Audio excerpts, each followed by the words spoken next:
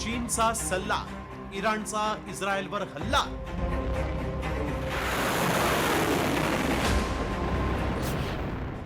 इस्रायलचा काटा काढण्यासाठी चीन इराण डील.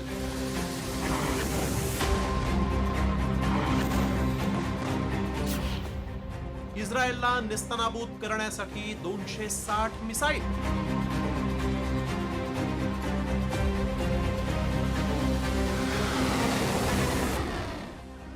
जगावर पुन्हा एकदा युद्धाचं संकट ओढावलंय. मात्र यावेळेस या युद्धात दुसरे तिसरे कुणी नव्हे तर थेट दोन महासत्ता आमने सामने येणार आहेत आणि त्या आहेत चीन आणि अमेरिका.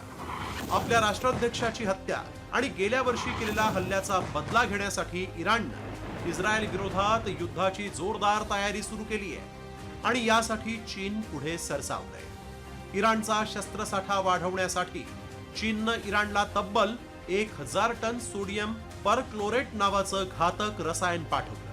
हे मिसाईल केमिकल ब्लॅक RDX म्हणूनही ओळखलं जातं. या रसायनामध्ये 260 क्षेपणास्त्र तयार करण्याची क्षमता असून इराण थेट इस्रायलला नेस्तनाबूत करायचाच प्लॅन करतंय की काय अशी चर्चा आता सुरू आहे.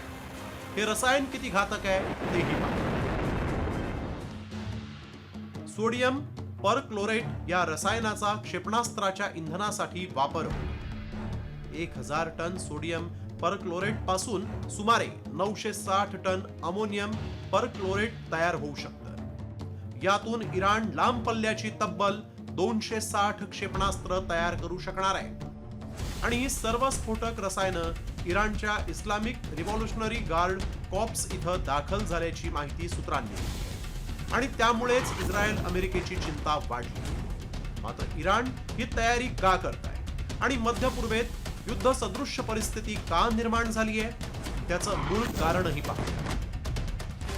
मध्य पूर्वेतील मीडिया रिपोर्टनुसार इस्रायल आणि अमेरिका मिळून इराणच्या अणुचाचणीच्या प्रयोगशाळेवर हल्ला करणार आहे.